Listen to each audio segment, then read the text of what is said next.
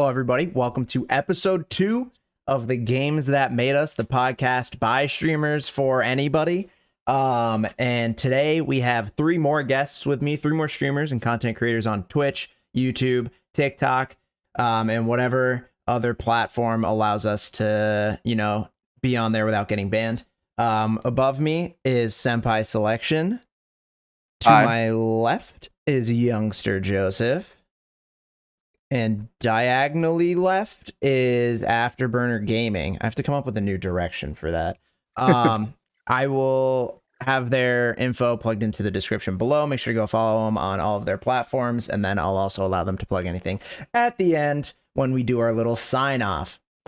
So today on the Games That Made Us, we're going to talk about obviously the games that were most influential throughout our lives, kind of going around the room, things that may have helped us through a tough time. What we like about the gaming industry in general, and just anything else that really comes up, and any topics that seem important to us.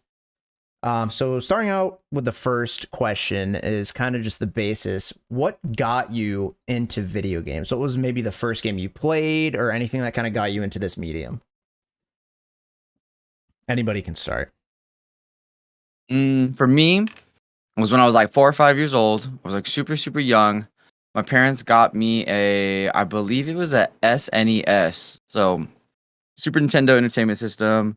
And the very first video game I played was Taz Escape from Mars, the Tasmanian Devil. It was like this old, really weird game. And I couldn't even get past the first level when I was a kid. And that's like my absolute very, very, very first memory. Just that, and maybe like old school Mario, with the little pipes and the turtles, but it was like 2 platforms tall or whatever. That was my absolute very first video game ever. Damn. That's kind of cool. I didn't even know that there was like a Tasmanian Devil Yeah, game. the alien guy. What was the alien guy's name? Marvin the Martian. Marvin right? the Martian. Yeah. He captures Tasmanian Devil dude, the little fucking crazy guy who spins, and he puts him in this jail cell in Mars, or on Mars. Damn. Yeah, it was a fun one. Classic. What a way to start. It was a good one. It was a good game. Cool. What about you guys? Anybody else? Yeah, take it. Take the mic. I think the first game that I played was around the same time. It was around like 6 or 7. I was on a road trip with my family, and it was way back when you used to have the box TVs. The So we would have a CRTs. So we would have a van, and we'd put that right behind the center console between the 2 front seats, and then we just play games, me and my brothers. So the first game that I played was Kingdom Hearts. Ooh. Oh, I mean, kind of repping, but it kind of got me into the whole aspect of games, because that's the first one that got me into it, and it was, this is so cool. This is so different. plus like Disney. Like you can't go wrong with Yeah. Disney, right? You put Final Fantasy and Disney together, and I mean, it's not bad. Other than like the timelines that go in completely different directions. Like I don't think I know a single person who's played Kingdom Hearts that can tell me what actually happens in that game. And I'm an avid fan of Kingdom Hearts, and I don't know. Right. I'm so glad you said that. I've only played the first one, and it is just, what is going on, dude? I have no idea. I feel like I just took like acid, and I just watched a bunch of like VHS tapes of old Disney movies, man. Yeah, I've played almost every single one except for like the handheld ones. And I was just like, I still don't know. I mean, I haven't even beat 3 yet, but like I'm like, yeah, Organization 13 is there. They're cool. They're edgy. They wear hoods. I'm like, yeah, sick. So I have no idea what happens in that game. And it's cool being the Disney aspect, being young too, because you already know all the characters. Oh yeah. So then you go into like the Sleeping Beauty world, you know everyone there already. Yep. So that's a cool thing about it too. Oh yeah. But Joseph. All right. So my first memory ever is playing Street Fighter 2 Turbo at the arcade, putting in the quarter in the machine, picking E Honda, cool-looking sumo guy. Yeah. I lost so many quarters during that day, but from that moment on, I got hooked. Dude, fellow E Honda main, we love that. We love that. Oh man, the fighting games. Yeah. Oh, Nice. he's Oh, got the let's fight go. stick. What a That's sick. man. What a man. I have yet to like get that into fighting games. I'm jealous. I'm so bad at remembering combos that I kind of gave up. The closest I got was Injustice 2. And when I was playing Robin. And then I just kept on getting beat by anybody who played Darkseid. And then I'd cry myself to sleep, and then I didn't play the game. So, you know, it was this very series of unfortunate events for sure. Right. But I'll say mine. My first ever one was Legend of Zelda Ocarina of Time on the N64. Let's go. A classic. Let's go. Yeah. Very classic. A beautiful game. I will say a masterpiece. Other than the water temple, we just take that out, and it's a masterpiece. But yeah, I played it with my brother. Kind of the same situation as Afterburner, where it was like a family bonding thing. Where it was me and my brother playing a game, and even though like I wasn't actually playing because it's a single player game, he just lied to me because I was young and naive. You have the controller unplugged. Yeah, I do that to my brother all the time, Classic. dude. Unplug controller, have fun, bro. Have a fucking blast, oh man. my god, it's so I hate being the youngest because I can't do that to anybody. Like I was the youngest cousin too, so like and now I have younger cousins, but like they're smart, so like it doesn't even matter. But it was bad, and it was so sad. I mean, the good thing about having younger cousins, even though they're smart, is they're bad at video games, so I can still have that. Like we play Smash Bros, and I just absolutely no mercy. There's absolutely no mercy when you put Smash Bros on the screen. Like Yeah, no. yeah, I take names left and right. It's not gonna happen. But that was my first one, and it was so much fun. And then I think I like moved up to Super Mario 64, which is just a beautiful. A great game, which I now speedrun begrudgingly. You know, I think I've lost a couple years off my life because of speedrunning that game. So I feel that one, dude. I tried it once, missed like 6 jumps in a row, and it was okay. Yeah, no, I can't do this. Yep. Yeah, I recently just tried it as well, and I'm like, I was just playing it for the first time. I'm like, I don't know how people are gonna speedrun this, dude. I feel clunky. I feels old school, and I'm like, I can't do this, man. It's also So weird respect. when I'm speedrunning it with like an Xbox One controller. Exactly. Oh. Exactly. Yeah. It's like it's so dumb, and every precise movement like relies on the notches on the N64 controller, which I still have my N64 controllers. Like I still have my N64, I still have my GameCube, and like the notches are just not there, so I'm missing by like a centimeter every time, and it costs you like 10 seconds. But it's the longest 10 seconds of your life. Cool. Yeah, so awesome. Our next question is, let's go with something. I'm gonna go something a little deep here. You know, digging down, pulling out some hard emotions. For like, were there any games that might have like comforted you or got you through like a difficult time? So like if you were going through something, and again, feel free if you're not comfortable like sharing what it was, you can just talk about like the game, but you don't have to say like what it helped you get through. And like we do have a COVID question coming up, so we'll get to that too, but you can feel free to talk about that at the same time. So any like games that kind of helped you get through a tough time. Long story short, I guess. That's a good question. I was okay. I guess I have a game in mind. I wouldn't per se say like I was like, you know, going through nothing crazy. But you know what? It was just like a time of like growth. Like I'm 29 right now. So like about 24 through 27, 28, around there. Probably 23 through like 27, whatever. My mid 20s, right? Living by myself, no girlfriend, just a couple of close friends, living by myself. I think I'd have to say every day, all I did was Overwatch all the time. And it was the only game that was actually able to make online friends. It was my very first experience being like, yo, I have like a little mini squad here who wants to squad up every night, just play video games. And you know what? Just growing up in my mid-20s, learning how to be an adult, learning how to be a man, that was just like the best thing for me. It was just something like a camaraderie, if you will. You know, building those friendships, that kind of thing. Getting your mind off at the end of the day, you know, where you're doing all your work stuff, getting shit situated, all that kind of thing. I'd have to say it's not like a classic game, not like an old school retro game or anything like that.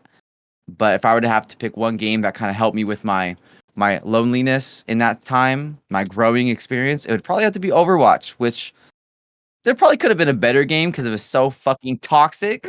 And I was like loving the Overwatch League, and I wanted to be, you know, the best, you know, McCree or the best Tracer or whatever, man. But I'd probably have to go with Overwatch 1. RIP. Rest in peace, Overwatch 1. Damn. Yeah, 2 just doesn't hit the same. Yeah, that's what I've heard. Facts. Is 2 even out? Like, is it actually out now, or is it still in that like It's beta? a $40 beta, dude. Yeah. No. I just, Next. yeah, I don't even know. I got into the open beta for it, and I mean, they didn't like change a lot. Like now it's like 5v5, and they took away one of the tank roles. But I sat there and it's just like I remembered why I stopped playing this game. I mean, I was also like absolute garbage at it. Like I think I was a Junkrat main who didn't know how to play Junkrat. I just liked his Australian accent, I think is really what it was. So I not the best or most accurate person to ask, or the best person to ask when it comes to like, is Overwatch still good? Because I'm biased, but you know. Yeah, they definitely dropped the ball on that one, dude. Like I didn't even get my beta code. They just definitely dropped the ball. Damn. I don't even remember how I got my beta code. Oh, I got a drop off Twitch. That's what it was. I got the Twitch drop. Nice. Yeah. Oh yeah. It was wild, but I guess I'll say one because I have one on my mind right now. And it was, oh my god, and then I forgot it right when I started talking. I guess I mean like Kingdom Hearts was a good one. I don't think that was it though. Oh, I know You that got was it. words are almost my hard. answer Yeah, for this somebody. one. I guess somebody else go maybe while I like rack my brain for the 20 millionth time. Joseph, do you want to go? You want me to go? Sure. I'll go. Okay. Adding to that, playing Street Fighter 4 changed my life a lot. I love how you can build communities through games. Who would have thought that punching and kicking would bring people together and losing a lot? From Street Fighter, I was able to stream on Twitch, and I hosted and organized offline and online events. Dude, that's awesome. Cool. Hell That's yeah. awesome. Man, Street. I guess I need to get good at Street Fighter, dude. If all of these events are going on that you're hosting. Street Fighter 6 No. on the way. Oh, Street Fighter 6.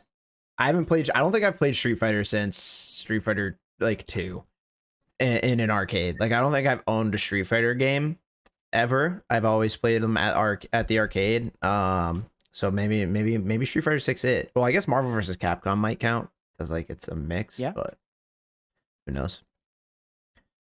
We'll take it. Yeah, we'll take it exactly. So I remembered kind of the one that I wanted to talk about is BioShock, not Oof. the first one, but BioShock Infinite. I played Infinite before I played BioShock 1, which is probably like sacrilegious to anybody who's who's like a fan of the BioShock series. So don't come Just at a little me. bit. Just a little bit.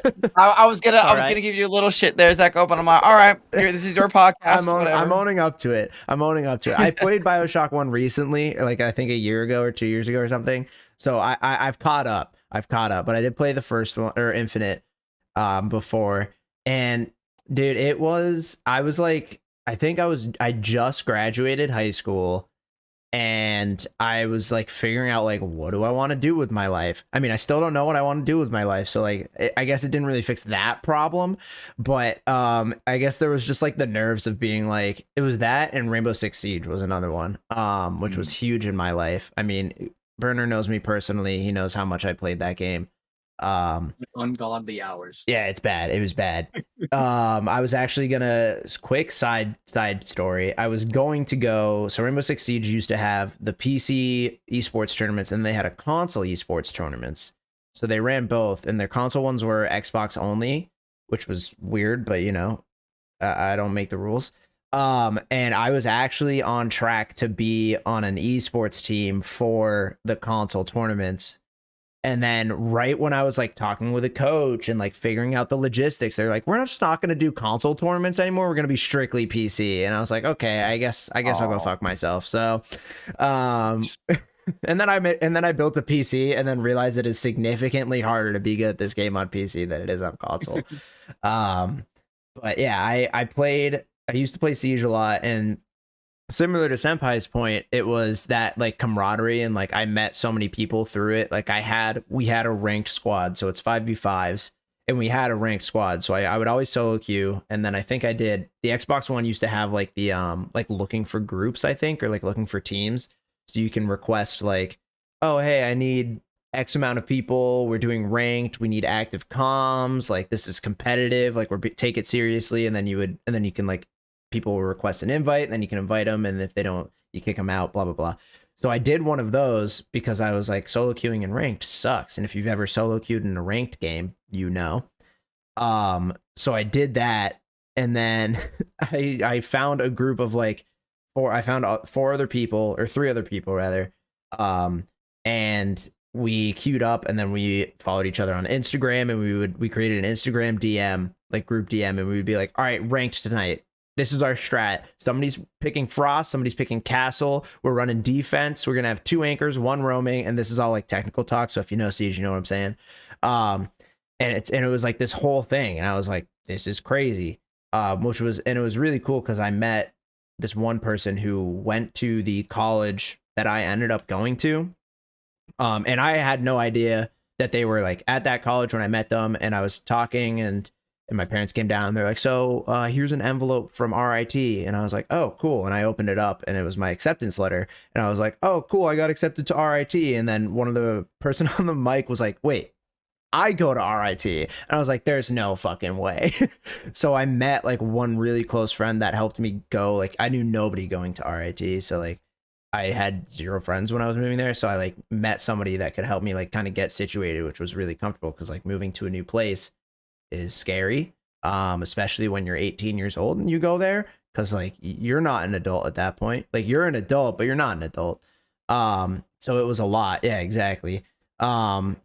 And that helped me through. And then BioShock Infinite just helped me like cope with a lot of just like shitty things that were happening. Just being like moving away from my friends, and like BioShock Infinite was huge for me just because like it helped me escape from like a lot of like bad stuff that was going on, because the story was so intriguing that I had a lot of fun with it, and I was really like enveloped in the story. So it helped me like kind of just like keep my mind at ease and think about other things. That's my rant. Thank you for coming to my TED Talk. Sorry. Yeah. sorry for taking up all the time. I think it's so cool when like you have like those internet friends, especially some of your very first ones, and you ended up like meeting them IRL. That's where like your eyes just like really opens up, you know. It's just like, wow, like there's real people behind here, you know, and you know they actually can change your life, you know what I mean? Because when I met up with my Overwatch friends, it was like a big wow. It's like, wow, dude, these guys are still my friends and continue to be my friends. And I think that's like the biggest change is when you meet them IRL. So that's cool. Mm-hmm. I mean, internet friends, I mean, I wouldn't have a podcast right now if I didn't have these internet friends. So like it creates a bunch of new opportunities too, which is really cool. True. All right, Burner, I think the mic's onto you right now. Spotlight. I'd say it would be the same thing, as it wasn't helping me to get out of a certain spot, but it was more of a coping. Chrono Trigger. Oh, what a great game. Because that is I've a heard game good that you things. can get absolutely lost in. The music, The story is amazing. Beautiful. The music is immaculate. It's one of my favorite games of all time. And the plot points and the story, you can go back and forth between different worlds and timelines, and go into a world in a different timeline, and it'll be different. It's crazy. Is that also Square Enix? Like the same people made Final Fantasy? Did Square Enix make Final Fantasy, or am I making things up? I think they did. I thought they did. I think so. I've heard so many good things about Chrono Trigger. I've never played it. I don't know anything about the series except for it's like the same artist as Dragon Ball. Mm-hmm. Is it an older game or is it a newer game? Or Older. both? 95. Older. Yeah, 95? Yeah, and it's made by Damn. Square, so it was before they became Square Enix. So it was Damn, like, okay. So I need to hop on that. Yeah, it was like I'd PS1? highly suggest it. Yeah, he made me play it. Yes. That was like a. That was hi, Sorry, Emmy. she getting ready. Oh, no worries. Yeah, get ready for big stream. Big stream coming up. I'll be there. So we talked about Chrono Trigger, and I really like that you talked about music and gameplay, because it's like smooth segue right now to the next question. What are your favorite like aspects in games? So looking at like music, gameplay, graphics, narrative. I guess narratives are writing. The other things that are in games, aspects. I'm not a game developer, I'm sorry. But you know what I'm saying. Here, I'll start with this one because mine's really easy. Music. Yeah. Nice. Why is it music? That's a good one. All I played growing up were either racing games, sports games, and stuff with a lot of kind of soundtrack centric games. So that's basically all I looked for throughout games. Like the Burnout games, their soundtracks were insane. The Need for Speed games, insane soundtracks. And Chrono Trigger and Kingdom Hearts, all of them. Oh, Kingdom But Hearts. yes, that's the most important in my eyes. Nice. Hell yeah. For music, do you also think like rhythm games would, like, you count rhythm games Yes. as like I was gonna ask yeah, that a major too. part? Yeah. I mean, obviously like Hero. music's huge in Ooh. there, but yeah. Guitar Hero's great, dude. I Mm-hmm. was addicted Guitar to Hero's that game. Guitar Hero was a game changer for sure. Yeah. Guitar Hero was a game changer for my social life. If you know, you know. For my dating life, maybe. More than one. It works. It works. We'll leave it at that. Cool. But other aspects of games, you're asking all of us, right? Yeah. Anybody takes it. I know there is a lot of aspects. But Oh yeah, there's a lot of stuff. I'd probably have to say You can have more than one. I'm not gonna like the call you out. multiplayer aspects. The fact that like when you first started playing, when I first started playing video games with other people, like Halo, for example, the fact that you could hook up like 4 Xboxes, we'd have everyone come over and you have like fucking like 20 people be playing all at the same time. I think that was like the biggest like, whoa, video games are getting huge, along with the competitive aspect. Because I'm not like a professional gamer or like super crazy good, but I love me a good FPS and I like being able to have that competition. Also, sharing that with friends. So with the multiplayer aspect as well. That's kind of what I look for. Yeah. I mean, having that ability to like communicate across states, countries, like it's insane, and it's changed so much. Like socially for people, because I know like a lot of like I have like friends who are introverted and would rather play video games than like go outside and meet people, which I mean, hey, to each their own. There's no problem with that for me, but like I know it's like kind of crazy to see when they do go out and they're like not super social, but then you like play a video game with them and it's like you flip the switch and they're completely different. And I think with video games, that's one of the great things that that it provides, is that ability to like build yourself up and work through that, which is cool. Can be used as a safe space too. Yeah. Mhm. I mean, I mean, we're all streamers. And I know like we all have these crazy like Discord communities, and I know a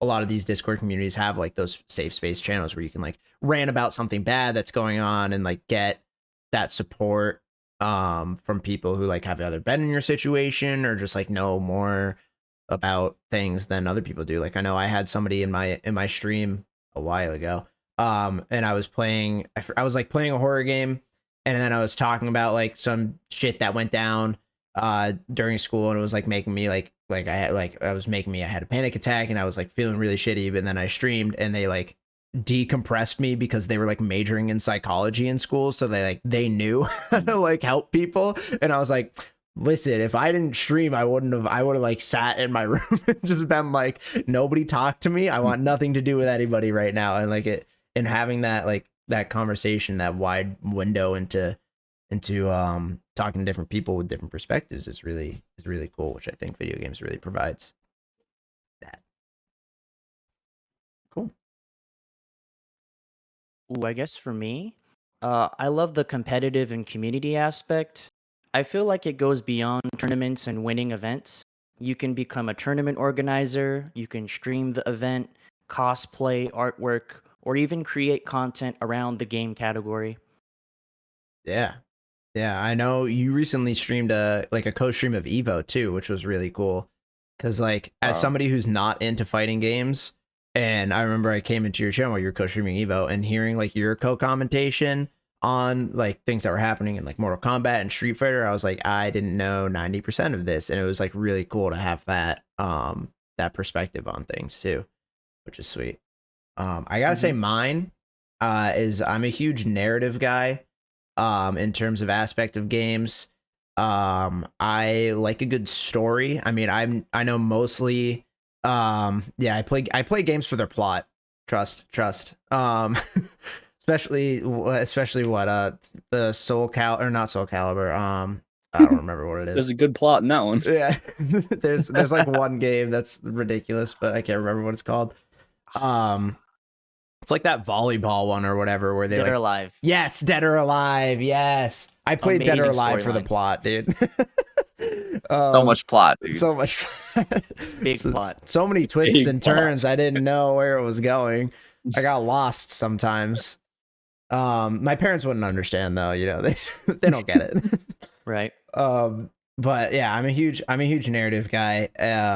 I have gotten I mean, I know back in when I played my 360 and I was playing like, and I had a bunch of friends on, and I was playing multiplayer. There was a lot of times where I would set myself offline, like appear offline, so I could play a single player game, so I wouldn't have to be bothered to like play Call of Duty or play Halo. And I do it. I still do it to this day because I'll be like, somebody will be like, "You want to play Apex?" I'm like, rather play Resident Evil actually. So I just beat Resident Evil 8 last night, and I literally pulled that card. I was like, just gonna set myself offline real quick, just grind out some Resident Evil 8. God damn, that game was beautiful. If you haven't played it, recommend it. That's a good one. That's I a good cried one. at the end. That's all I'll say. And it's some like the narrative stuff and the storytelling has really. I'm gonna segue into our next question here. Like storytelling in games has really influenced me into figuring out like kind of what I want to work on, which is the entertainment industry, hence the podcast, hence the streaming. And I mean, I know Senpai knows this, I know Burner knows this. I don't know if Youngster Joseph knows this, but he might. I'm a huge film guy, and I know one of the things I really want to get into is screenwriting. And that's kind of like video games and storytelling kind of led me to that. I know like Last of Us is a huge game that influenced me. I mean, the storytelling in that game's beautiful. BioShock, the first BioShock, I will say, after playing that game, I was like, what the fuck? Like, it was insane. that was such a good one. Yeah. And I mean, so many others. I could go on and on. But yeah, it that like influenced me into being like, I want to be in the entertainment industry and I want to tell stories. I mean, I play D&D a lot. And I just started a Star Wars campaign actually, which was kind of wild. And I played D&D on Monday, and being the DM, I get to do a lot of storytelling, and I improv'd an entire scene on Naboo for 3 of my player characters, where I had to do a Gungan accent, so I had to be Jar Jar Binks for like 5 minutes, which was kind of wild. I'm not gonna do it here. Oh, lame. I was gonna ask. I might. We'll see. We'll see how I feel. But if we get to it. But yeah, and storytelling is a huge part of my life. So going off of that, what was kind of any games that were most influential to you that kind of led you to the point you're at now? Either led you into streaming or just in like the point in your life you are now. Was there anything that kind of did that to you? Molded you into the person you are today? I'm gonna be a youth pastor. They're just stepping stones. So hard. It's a hard question because there's so many video games, and I don't feel like there's as many like separate companies that are like, there's a ton of video games for everyone. I Mm. feel like nowadays there's like big AAA like releases that everyone's kind of on the same boat. I feel like back then, and I think you can take this from when you asked us like, what games helped us in the past and stuff. Like Youngster Joseph's like all into fighting games, like I was never into fighting games. I knew Melee and all that stuff, but now like if I was born now, if I was young in this day and age, I feel like we'd all be like, all right, The Last of Us, and then so forth and so on, whatever, Fortnite. like Fortnite. Yeah, exactly, Yeah. exactly. Like I don't know. It is like it just depends. It just depends. Mm-hmm. Yeah, I for sure agree. It's very dependent on day and age, and I mean like just in general like your life. I feel like because like there's a lot of things that influence people from different times, and I know for me, and I've been ranting a lot, so I'm gonna let you guys talk for a little bit more because you're the guest. I'm interviewing you, but I'm talking a lot right now, and I feel bad. But for me, like my career choice right now was not exactly what I wanted to do. It was kind of influenced by my parents, and games kind of helped me be like, no, this is what I want to do. Streaming helped me go, no, this is what I want to do. This podcast is no, this is what I want to do. Like I've been taking the it's steps. just stepping stones. Exactly. Yeah, exactly. Stepping stones. Robert Frost said it. 2 roads diverged in the yellow wood, and something stepping stones. I'm pretty sure. Yeah, that's exactly what he said. I love that video game. Mhm. Yeah, so good. The best. All right. Yeah. So if you guys have anything that to add for influential games, geez, yeah, go for it. Oh, Joseph's got something. I got Take it. A little show and tell. Oh, Can you see it? I can. Can I? Oh, Shenmue. I think There's is what more. that said. So that looks There's more. old school. Shenmue's great, dude. Ooh. 2?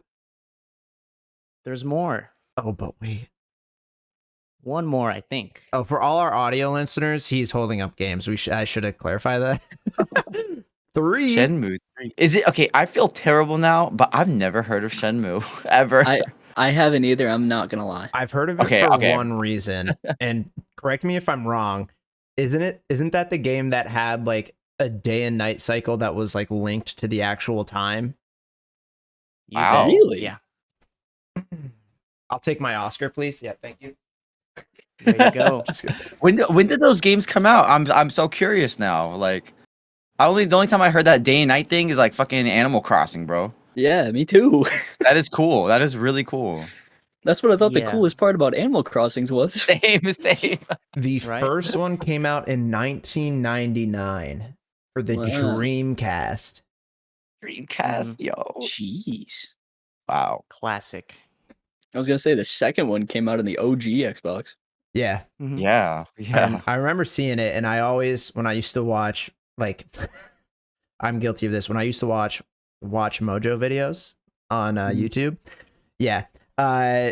Listen, it was a phase. We all went through it. I'm past it now. I've grown. Shenmue was always a game that was like some of the greatest technologies in games, and it was that day and night cycle that's linked. Yep. Okay. Wow. Anyways, yeah, talk about Shenmue, dude. Let me know. I've never played it, but I've heard of it. What kind of Yeah, I game wanna is learn. it? Like fighting or like what kind? Think of it like Yakuza before Yakuza, like open world, super immersive. You can fight, you can work at a tractor place, and you can gamble. Okay, Ooh, that's kind wow. of cool. Love it. Gambling, sign me up. Wow. I don't have a problem. I swear. Yep. So yeah, okay. So it's like a RPG. Okay. Like almost like an I don't know. why I'm Obviously, saying like almost. a JRPG, right? Yeah. Obviously, Japanese influenced. Oh yeah, totally. It's really fun. I can tell by the title just a little bit. Hmm. I've heard it's really good. I kind of want to get my hands on it and try it out for sure. I got you. Oh, thanks, man. What if I pulled it out too? What if I just like actually Right. had one? I was just like, whoa. Like, magic tricks, bro, on the podcast. Let's go. Burner, you got anything influenced you heavily? Uh, Other than me, Rocket of League. course. Oh, I mean, yeah, Oh. you're number one, all right. but You said Rocket League? Yeah. Okay. Damn. A recent one. Why Rocket League? I mean, it's not really recent. Kind True, of. yeah. I It's guess. like it's like 8 years old by now. Fair. It's kind of every game is 5 minutes. So it's the short attention span and the get over things quickly. Like in Rocket League, if you mess up, you have 5 minutes and then new game. Wash it all away. Not me. Yeah. That's a different problem though. So it's just fast paced, and that's what I like. Sweet. So how did like Rocket League, I guess how did Rocket League kind of like get you to the point you are? Like how did it influence you the most? It's basically, I'd say I have the most hours in that over every game since basically it came out. Because I've played that game since it's dropped and just played it all the way through. So it's kind of, I guess I can put it there in the comforting game too, but it can kind of go in two categories. So this might be you don't have to answer this, but I have to Mhm. ask. Mhm. How much money have you spent on Rocket League? Okay, I didn't Can know we you were gonna go guess? there. I mean, you can guess. Yeah, let's all take a guess. I think I roughly know since I know you, so I won't say anything, but I'll say how many hours, and then you tell me how much you think I spent. okay. There we go. I like this. 7,000 hours. Wow. Here, I'll also tell you how long the game's been out, so you can Okay. kind of track. 2015. So it's been Wow. out for 7 years. So about 1,000 hours a year. Hmm. Damn. It was bad. Like I said, that's all I played. As passion. Yeah, that's passion, right? That's commitment. Oh yeah. Psionics should get, or I guess it's not Psionics anymore. Epic Games now owns Yeah, Rocket League, Epic so they Games. should they should get in contact with you. I'm just gonna go easy, like $1,000. It's easy. Yeah. Higher, lower, Higher. higher, I'd say like Ooh. 1800. Higher. higher. I gotta remember this is over a span of like This is 8 true. years. Yeah, But, Yeah. but like 7 all years. at once, it sounds wild. It sounds wild, Right. bro. It's like a down payment on a house or some Yeah, shit, bro. yeah. It's over the course of a lot of paychecks. Jesus. Fair. Okay, 2500, bro. Damn. 25, Exact. It's around 23, 25, yeah. and that's not counting the price of the game because it wasn't free to play when it came out. Right. Yeah. We It had was to pay for it when it it was came like out. 20 bucks. I think it was like 20, 30 bucks. But Mhm. anyways, damn. That's wild. But also great. The commitment is there. So if they ever make another game, they'll have you. No. Oh, you're done with it. It's a love-hate It's over. relationship. This is one of these games that I wish I could quit, but I put too many hours of my life into it to be able to quit. Mhm. Dude, you gotta quit cold turkey. You gotta uninstall that. Get rid of the Gotta hard rip the drive. Band-Aid. Yeah, rip Mhm. off the Band-Aid, hairs and all. Oh man. All right, so we're gonna get to another deep question. Even though I guess you can think that spending $2,500 in a game might hurt, but we're gonna talk about It COVID does. in video games now. Ooh. I know COVID is still, well, not still, but is it kind of a tired topic? But I felt like we're still kind of in it. We're gonna talk about it. It was a major thing. I mean, at least I know for me, I didn't live through anything like this. I'm not immortal, so I never had like a plague or a pandemic or a Panda Express or whatever you want to call it. So this was a big thing for me. Also because I got deported out of Australia when it happened, so like this was a huge situation. So what games, if any, kind of helped you get through the quarantine process, through COVID? Or if there wasn't anything, I guess like what else helped? Mine was Animal Crossing. I'll start off with that. I was Fair. gonna say when the pandemic first started, I just recently got with my now girlfriend MEGG, and I downloaded Animal Crossing. I downloaded Doom Eternal, Oh. and I played the crap out of those. And then once me and her got together, we played through all the old school games. We played through all of BioShock 1, 2, and 3, and we played through all of Dead Space 1, 2, and 3. Nice. That's cool. And I Dead have to Space say, is crazy. all those were probably it's hard to pick just. You said, what was the question one more time? Just like what games helped you through COVID? Okay, Like, through the I wasn't quarantine sure if I was process. supposed to pick one Oh, because no. COVID was so damn long. It couldn't have just been one. Yeah. So it had to be like those, probably Dead Space and the BioShock series were probably the ones that helped me overcome. And I loved Animal Crossing, dude. I mean, I did the whole, what do you call it, like Tarantula Island cheat, and I would have to pay off all my little bills from Tom, whatever his name is, bro, little scam artist, whatever. the kidnapper. And you know what? After a while, I was playing Animal Crossing. I said, "Fuck that game." I'm sorry. I'm over that shit. I'm like, I'm like, I got real student debt. I got real loans to pay. And I'm sitting here wasting my time paying off this little animal, bro. Like, I got over it. I was done. So I was on it every day. Fossils, fucking plants, fruit, island, this, and I gave it up, man. I couldn't do the Animal Crossing. But Doom Eternal, that saved me. Doom Eternal was actually absolutely amazing. Did you redo your entire island, like tear it all down and build it The up? minute I got terraforming, I terraformed 4 blocks. I said, "This is bullshit," and I fucking dropped the entire thing as soon as it got terraforming. I was over it. I terraformed my entire island, and then I'm still like figuring out what I want to do. But I've probably haven't played that game in like 3 months because I'm too scared that I'm gonna do it and then hate it and waste all of that time. So I'm more scared than like, because I played Animal Crossing on the GameCube, like I played the OG one, so I loved it. And I played every one that came out after, like the DS, the DSi. I played the fucking mobile game where you like design like trailer park homes or something. It was weird. Oh wow. Yeah, that one kind of sucked, I'll be honest, but it was like really funny. Because it was like mobile homes, let's do it, and I was like, oh, sure.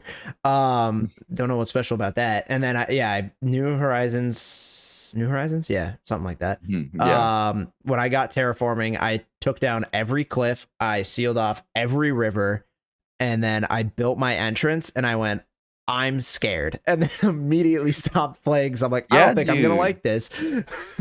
They just did it too slow. I'm like, I'm gonna do every little block piece by piece, and I can't go back. Like they honestly should have just did like a god mode and just change your island. A Minecraft creative mode. Yeah, at the snap of a finger. Because I was like, I'm over this, dude, and I never dropped the game so fast.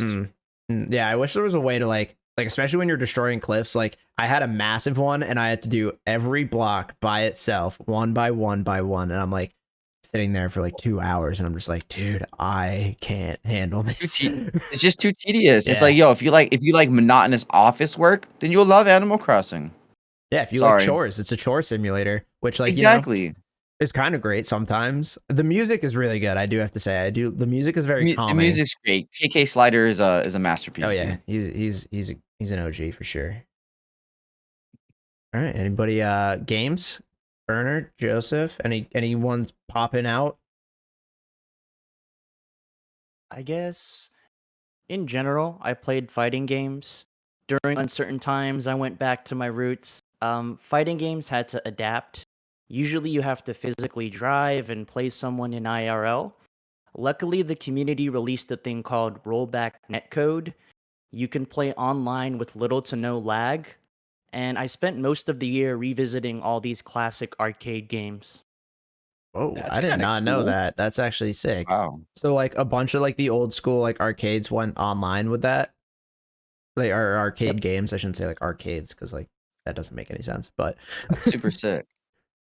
A virtual arcade, and you can play up to like 8,000 classic games on a program called Fightcade 2 for free. Oh, is that legal or illegal? Yeah, is this a plug? Legal. Wow. Yeah. That's as long as you don't. Wow. Link in the description. Yeah. Like, comment, Oh man, Wow. that's sweet. I did not know that. That's really cool. All right, Burner, you're up. I would say Warzone.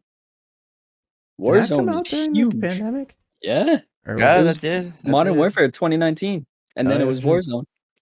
Yep, you're right. You're right. You're right. And I mean, it was probably the number one on Twitch for what, a year and a half?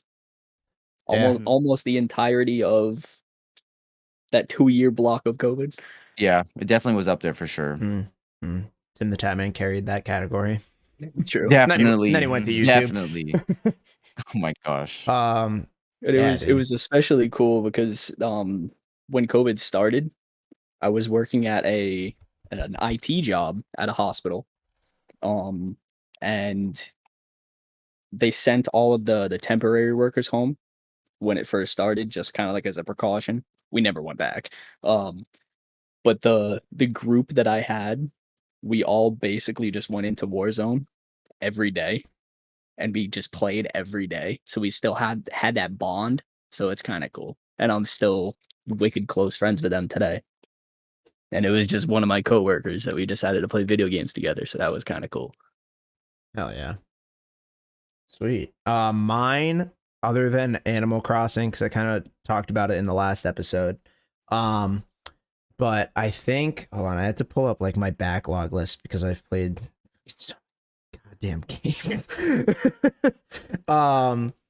But I think mine had to be, I think the Insomniac Spider-Man came out at that time, I think.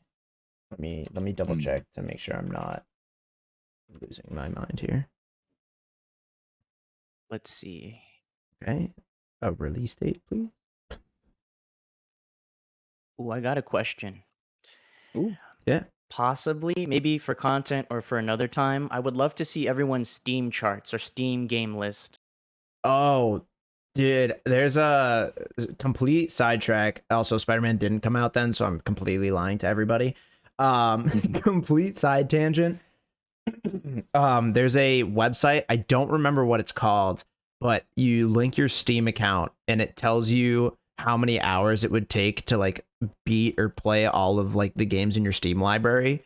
But then it also wow. tells you what you could be doing that's productive with that amount of time.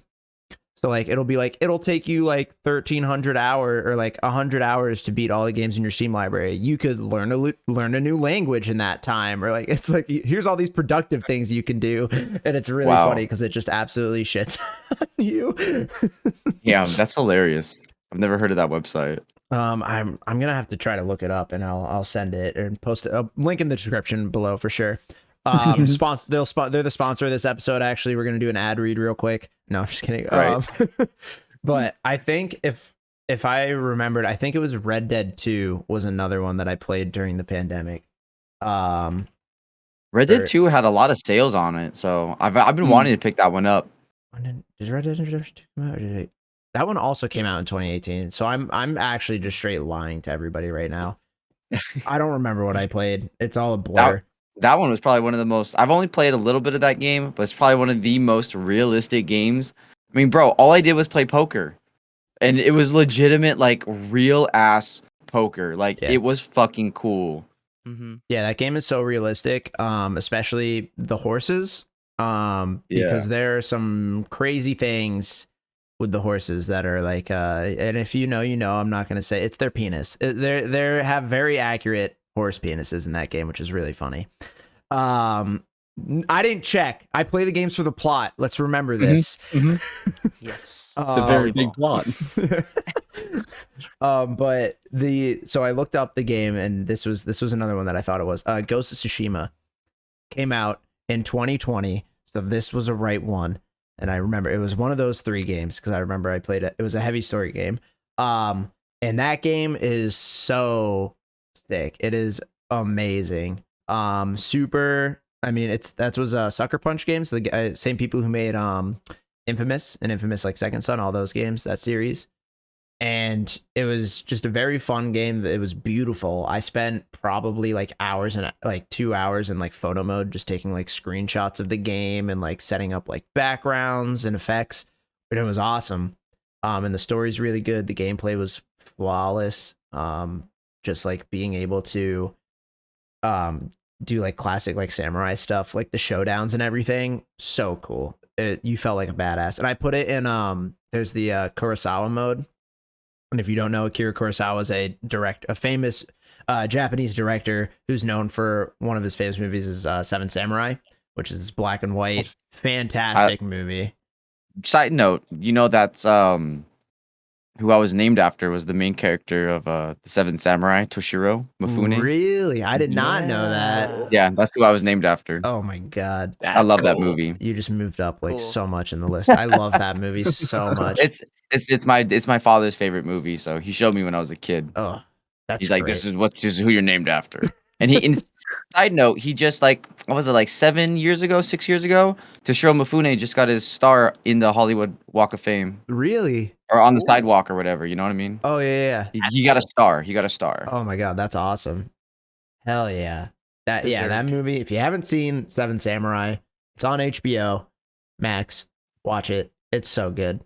It's so good. But the mode puts it in black and white, and then it's like, and it's just badass because it's like the showdowns are basically like straight cut from a movie, like the way they edited the scenes together.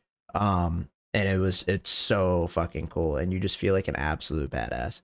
So Ghost of Tsushima's sick, and it just helped me. It helped me get through COVID, I guess, just because it took my mind off of being deported from Australia. I was studying abroad, and I had to get kicked out because COVID happened. What? Yeah, so I was there from January till, well, I was supposed to be there from January till March for 6 months, and then that's not 6 months. January to May, that's 6 months, and then I was there January to March. And yeah, I got kicked out early because COVID, and they're like, you can't. My school was like, you can't stay in a country when there's a pandemic because you might not have housing if the school's shut down. And I'm like, but I can make friends and live with somebody. And they're like, we don't care. And I was like, well, I want to stay in Australia because it's really nice here. And then That's insane. yeah, I had to I take didn't my know that. classes too. So I had to do my Australian classes on a 16-hour time difference in the US. So I was Bro. so I'm East Coast. So I had a class that was at 2 a.m. that was 2 hours long. So I was 2 a.m. to 4 a.m. And then I'd go to bed at 6. And so I would literally be walking up the stairs. My dad would come down. He's getting ready for work. I'm like, yep, going to bed. See ya. And I'd be going to bed at like 6 or 7 in the morning. And then I'd wake up at like 2 or 3 and then do the rest of my classes and like my homework for that day. It was rough. No. Wow, that's insane. My sleep Wow. schedule is still kind of what fucked up a right now. crazy turn of events and situations that make you. I've never heard of that in my life. Wow. Yeah, it was bad. It was really bad. It was even worse because so like I think I was taking 3 classes and 2 of them there was no like lectures, and if there were like any US students or people who had to leave, like you don't have to come to lecture, but one fucking class my professor made everybody still attend because attendance was mandatory. So, and that was the 2 a.m. That was like the latest class. I think it was like 6 p.m. their time or something. So it was like 3 or 4 a.m. my time. So I had to go to that class. So I had to be up for it. But all the other ones I didn't have to be up for. I just had to like turn in the assignments or whatever. Some teachers still think their class is more important than a pandemic. A French film class. It was Sorry. a French film class.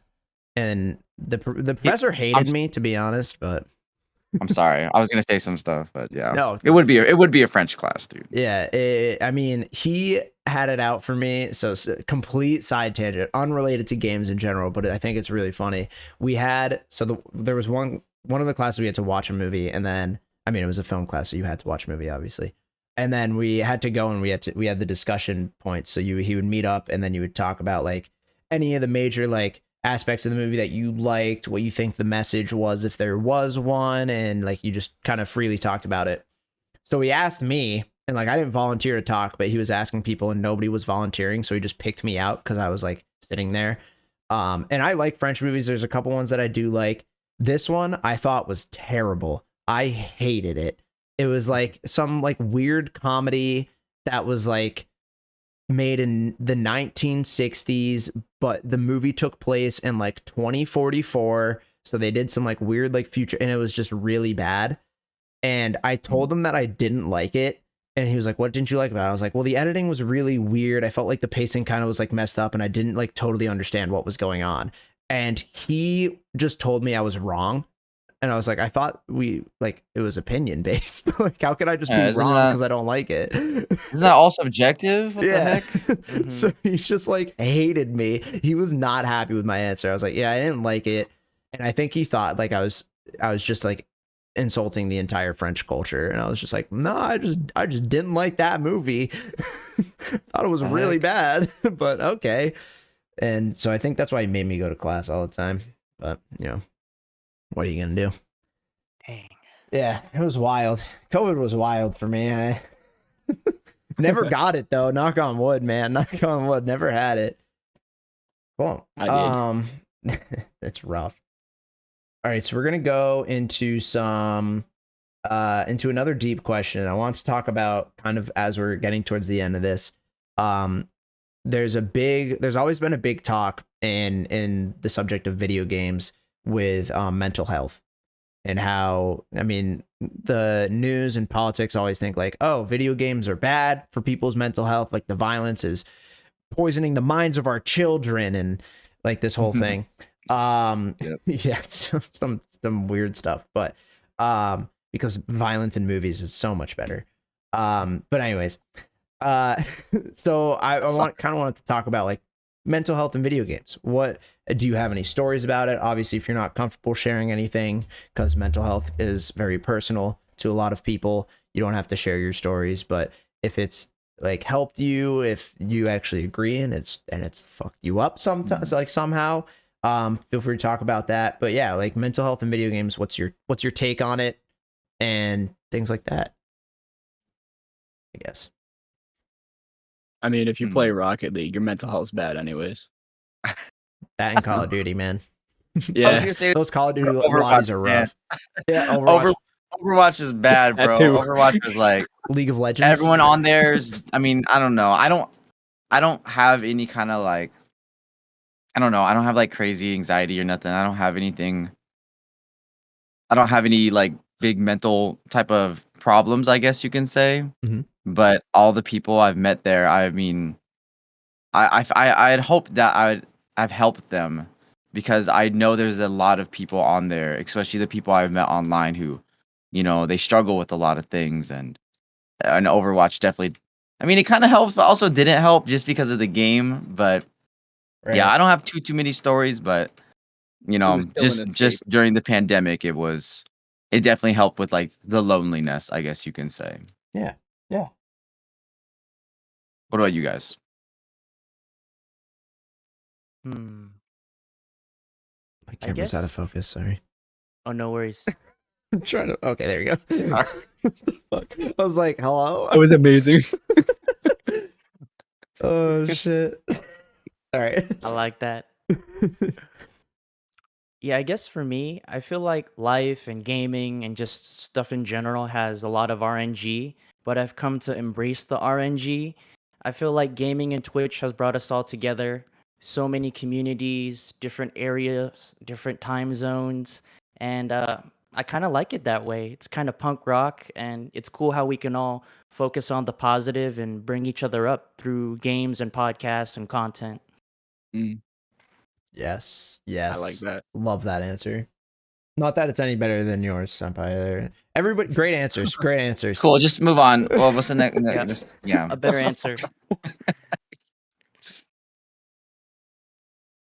Bernie, you have anything? Yeah, me too. Honestly. I relate. Yeah. Kidding. Just kidding. I can go if you don't have anything. No, you go for it. Go for All it. right, cool. So I've had some issues with stuff. I mean, I've already kind of talked about like the fucking, what was it? Like, the panic attack stuff with games and COVID and things like that, and like figuring out where I want to be and what I want to do.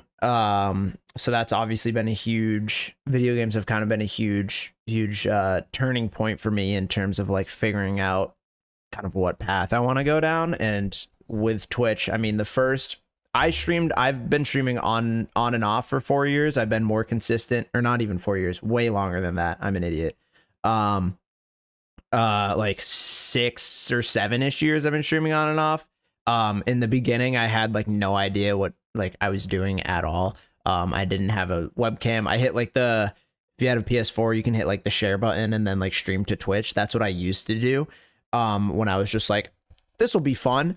And then like nobody was there and I had no idea what was going on. And then once I got to college, yes, exactly. Exactly. He gets it. Love that. But the last 4 years, once I went to college, I think my sophomore year of school or whatever, that's when I started like consistently streaming, like creating a schedule, figuring out like what content works, what doesn't, making connections. I mean, I hit affiliate sophomore, junior year or whatever. I've been affiliate for like 2 years and I've still been streaming on and off because like with school, like my schedule was fucking crazy.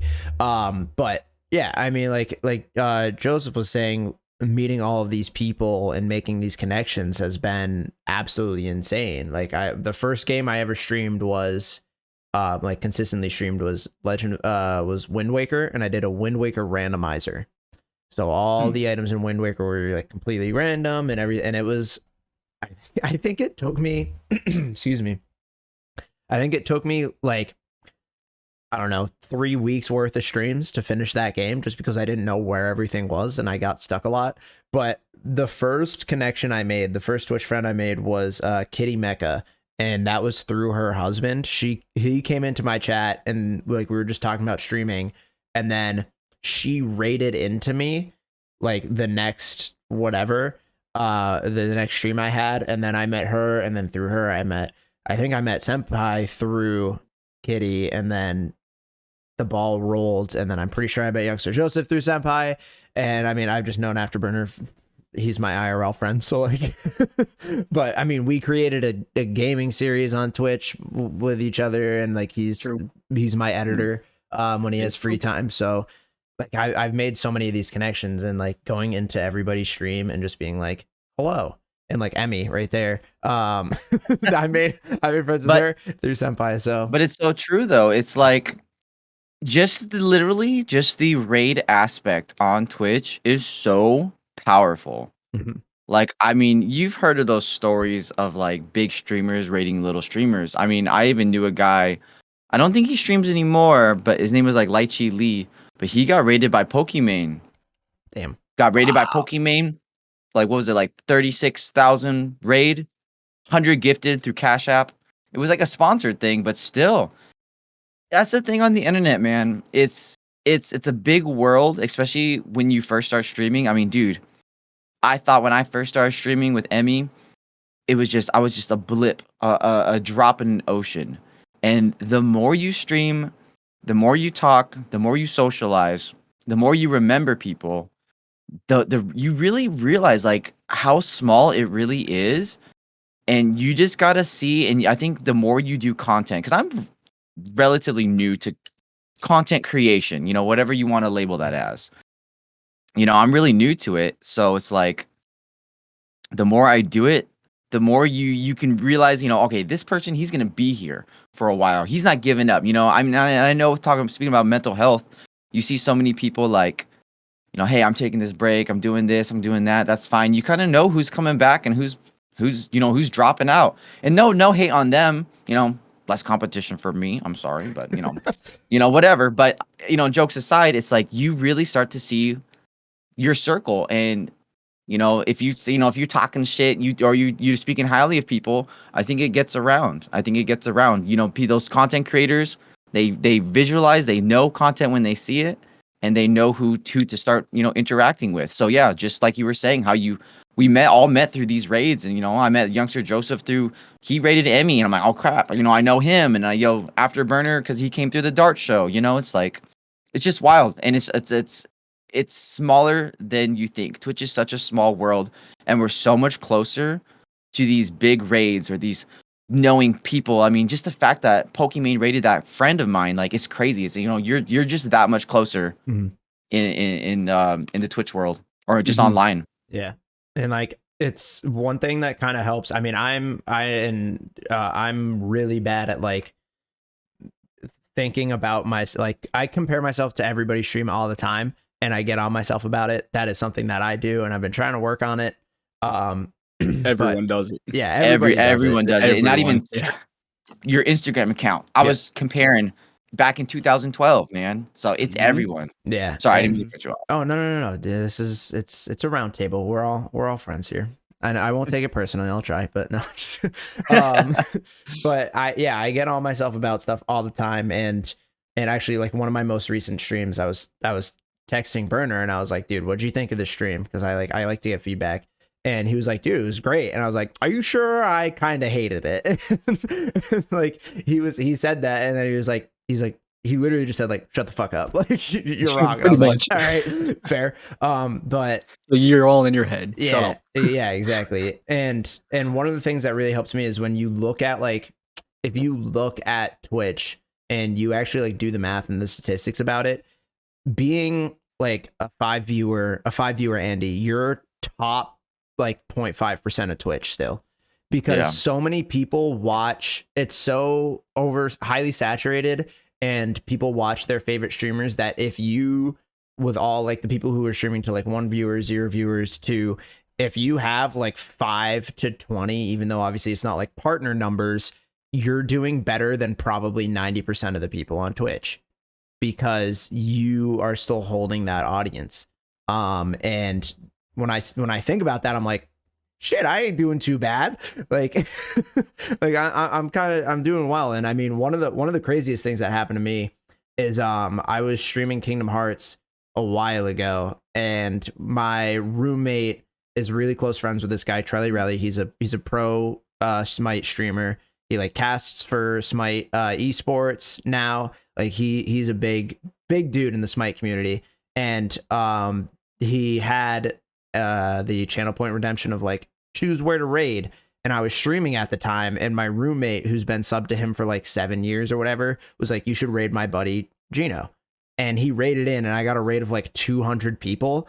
And the crazy, so like it felt really good, but at the same time, you sit there and you see 200 viewers and you go, oh, what do I say? Yeah, what do I do? Automatically don't know how to act. Yeah, I sat there and I'm like playing Kingdom Hearts, and I'm like making jokes, and I think I was like talking about Simba or some shit. I was in the Lion King world, and I see like the raid thing goes through, and it's like 200 viewers, and I look and I just stare at the camera and I'm like, okay. Yep. I was like, pardon me while I scream for a second, because I don't know how to fucking handle this. And I just like freaked out. And I mean, some of the people still watch me. If I play Smite, I get a lot of them back. But like, yeah, they're dedicated to Smite, so it's not a huge thing. But it was wild. I was just like, I don't know how to act. Do I make a fool of myself? Do I pretend to be cool? Do I play Smite? And I was like, well, I'm not going to play Smite. Smart. Yeah, so it's been crazy.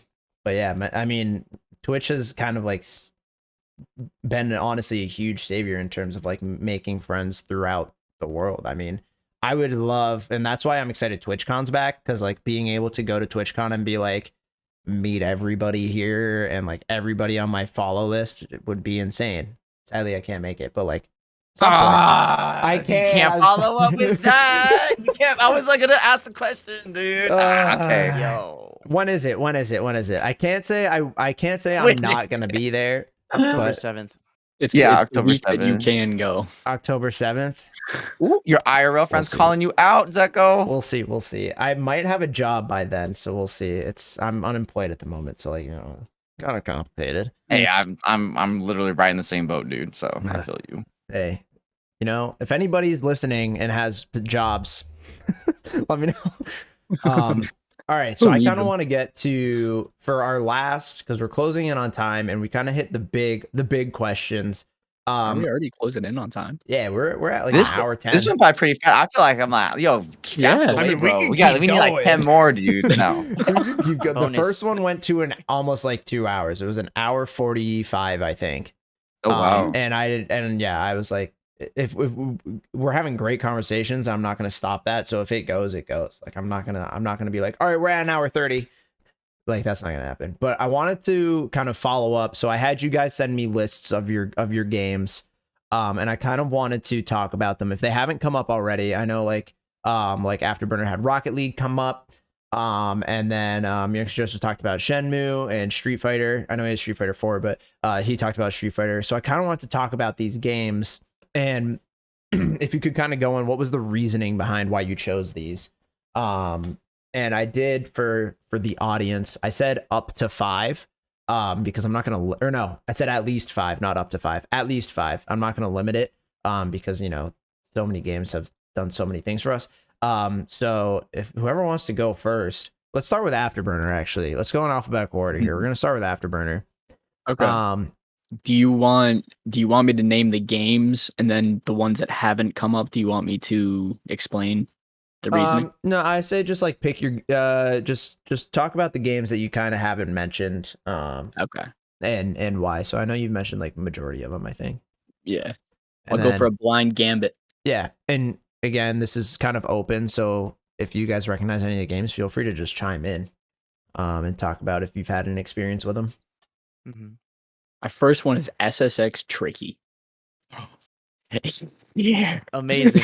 Wow, Fantastic that was game. wow. A throwback. That was definitely one I grew up with for sure, dude. Yup. Pull it out of the bag. On the PS2. It's go. I'd probably Best song. copyright. But... Announcer. There's no copyright on podcasts. That doesn't count. Oh, fair. Okay. Let's see. I had that one. Super Mario Strikers, the original one, not the second one that just came out. Wait, there's okay. Yeah, never For the mind. GameCube. Yeah, the one for the GameCube. Because they just put out one for the Switch. Switch. Wow, I didn't know. I thought that was the first one. I didn't realize that there was an OG one. Yeah, the one on the GameCube, in my opinion, significantly better than the one on the Switch. So much better. Yeah. So much better. It's basic. You had, instead of having, I think the one on the Switch is 4v4, it was like actual full teams. It was like 6v6, I think, or something like that. But you pick like a team captain, and then you picked, so instead of picking like just multiple like Mario characters that can all do the super strike, you pick one team captain, and he's the only person that can do it, unless you pick the super team. But and then you have like the henchmen, which are like Toad, Hammer Bros, Koopas, and Birdo? Yes, maybe. I don't know if I can remember. Yes. Yeah, But- Birdo. And then yeah, it was a lot of, that game was a lot of fun. Anyway, sorry. Mhm. And that's why I liked that one more, because in the one that they just put out, when you select your characters, you're picking from the actual Mario characters, and every single one of them can do a special shot. Yeah. So it's not really significant passing to that one player that can do the special shot. Also, I feel like the checking into electric walls isn't as good as in the new one as it is into the first one. Yeah. As a kid, decking Mario, dropping my shoulder and decking Mario into an electric wall and hearing him scream for his life was probably the thing that got me the most joy. As an Italian man, it was great. It was great. Nice. I remember you and I getting in battles in that game, just hitting yeah. each other. We had heated arguments, yeah. Oh yeah. It was a great one. Let's see, what else did I have? Oh, Backyard Baseball. That's another one. Old school PC game. Pablo Sanchez. Pablo Sanchez, Pete Wheeler. And then basically just the Burnout series. Because I played pretty much all of them. But That's like Burnout the stunt Revenge. driver one, right? Where Yeah. you like try to blow up as many cars as possible. that one's Burnout Revenge, yeah. Okay. They had different Burnout games to where it was like a movie set. Hmm. To where it would show you like the clip of the computer doing it, and then you have to replicate it. So it was cool. wicked cool. And then I have Burnout Paradise, which that one I spent so much time on because it's a Burnout game, but it's fully free roam. So it plays like Forza. Yeah, it plays exactly like Forza, but it Okay. has all the graphics and the playing of Burnout. And the music of Burnout. I know Burnout's like legendary for its soundtrack. Yeah. Mhm. Yeah. Sweet. So much heavy rock. Dude, I think Burnout was either Burnout or it was and I know these are like weird games to mix up, but it was either Burnout or Tony Hawk Pro Skater because both had both had because of the soundtracks, but one of them got me into ska music, like Real Big Fish and Goldfinger, and I think it was Tony Hawk Pro Skater, but I think 4 or 3. yeah. I'm thinking so too. Yeah. And yeah, it was ska music is so funny, but also like amazing at the same time. Oh man. Then speaking going off of music, I'll add one more that I just thought of. Disney Extreme Skate Adventure 3. Anybody? I vaguely remember that, dude. What year did that come out? Like 2004? Yeah, I think. vaguely remember that title. But the music in that game, insane. 2003. It was 2003? Yeah. Okay. For the PlayStation 2, GameCube, basically I think everything that was out around then. Dude, I guess it's just me and Disney. Because I really liked that game and it had Disney in it, and then I like Kingdom Hearts and it had Disney in it. And It's the childhood nostalgia, man. You got to cater to that nostalgia. That's how a lot of people make their money now. I mean, guess. Well, that we all have like these different backgrounds. I mean, he's more like Disney racer. Like I've never played a Forza game. I've never played a Burnout. Really? You know, I've never played Rocket League. You know, I don't play those types of games. And same with Youngster Joseph. I just bought my Street Fighter collection because I'm like, I've never played Street Fighter ever. And I bought myself a fucking fight stick as well. damn. Still haven't used Oh. it, but it's like, it's cool because like we all come from these different backgrounds, and Yeah. it's really interesting to hear like, you know, what kind of influenced you and all that Exactly why I stuff. wanted to do the podcast, baby. Now, very good variation. It would have been really like lame if we're all like, we like Halo and we all play Halo and that's it or something. You know what I mean? So Yeah, You'd be talking sweet. about one genre for the entire time. exactly. Yeah, it's kind of why, and not to like brag, but like the reason why I wanted to host is I kind of pride myself and I play a wide variety of games. From like I've played Burnout, I've played racing games, I've played sports games. Not a huge fan of sports games like the Madden and the NBA. NBA Street's kind of cool, but like Yeah, it is. and like NBA like Jam on the N64 where you can play as like I think it's like George Bush or something. One of the best games in my life. It's so good. But yeah, and that's one of the things I pride myself in is I play a lot of different games. And I do actually have a question that I remembered. I'm gonna ask after this because I don't want to break up this this talk, but I am gonna ask after. But yeah, Senpai, do you wanna take the mic and kind of talk about some of the games? You brought up some good ones. I'm excited to hear. Yeah, I'll reiterate the question one more time. Yeah, so just if you haven't talked about any of the games so far and any of the questions, you can just introduce them now and kind of like talk about why you picked it or why you picked these certain ones Okay. out of that list you sent me. Yeah. Okay. Well, the top 5 games that I picked that were probably the most influential, kind of almost in order, would probably be first would be Super Mario Land for the original Game Boy, just the original Super Mario Land. There was no Luigi, there was no Yoshi, and my sister would let me borrow her Game Boy, and I would play that. I was just a regular 2D platformer, and that was the very first game like I got addicted to. I mean, Mario was in a submarine, all this stuff. I mean, I was so little that I remember I was terrible. I was terrible at it. I would go up to my sister while she was in the shower, and I'd be like, I need to get past this part. I would knock on the door. I'd be like, I need you to help me get past this part. I can't do it. I mean, it was just such a long time ago. I mean, I even remember that when you would pause on that game, it would have a timer, and the timer would go down even when you paused. And so I remember taking it on the plane one time, and this is back when I think it's still a thing where you have to turn off all electronics before the flight takes off or lands. And I was playing on the plane, and the pilot's like, "Hey, you guys, we're gonna land soon." And I'm like, I can't. Like, I'm almost done with this game.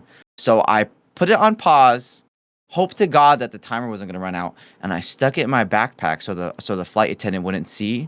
And I sat there and I legitimately started praying because I go, "Uh-oh, I might kill everybody in this plane." Like, I have the Game Boy left on. And the pilot, the guy, and I'm like 7 at the time, so I'm like, the pilot said to turn it off. And I looked at my mom. I'm like, I don't want to turn it off. I'm gonna lose. And I thought to God that I was gonna kill everybody in that plane because I thought the plane was gonna go down. So that was my first one. That was my very, very, very first game that had a lot of influence on me. Next would probably be Banjo-Kazooie. I fucking love that series.